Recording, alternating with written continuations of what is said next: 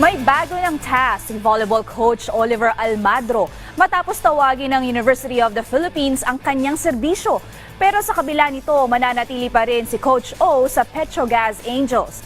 Kung ano ang posibleng maging epekto nito sa kanilang duty sa magkaparehong koponan, nagbabalik si Kea Asuncion.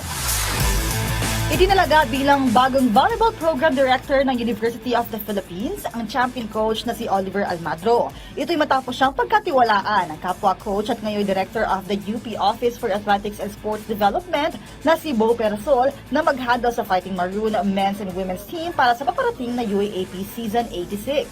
Ang appointment na ito ay suportado ng bagong head coach ng Petrogas Angels na si Timmy Santo Tomas.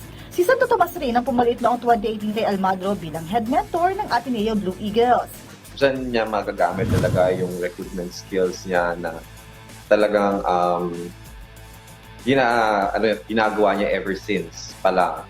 Ever since nung kahit nung assistant coach ko siya sa Lasal and then nag-start siya sa Ateneo, talagang yun yung gustong-gusto niyang ginagawa is nagre-recruit. So, I think itong pagiging program director niya, it suits him well talaga.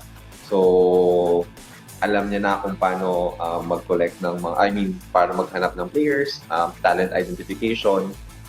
It's more of, kailangan na lang niyang bumuo ng mga players para dun sa mga teams na hinahandle niya.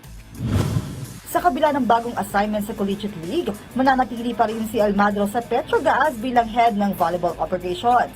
Sa pagkakakilala ni Santo Tomas kay Almadro, hindi umano magiging problema sa kanya ang paghawak ng dalawang magkaibang koponan na maglalaro sa magkaibang level ng liga. Mostly yan, syempre ang hahanapin niya mga fresh from high school. Pero sa Petrogas naman, syempre ang hahanapin mo yan, yung mga graduate na ng college. So I think it will be a very different scenarios naman. Tsaka lalo na knowing Coach Oliver, I think he values education very much. So, I think he will really push na makagraduate muna yung isang player before pushing her na magpunta sa pro.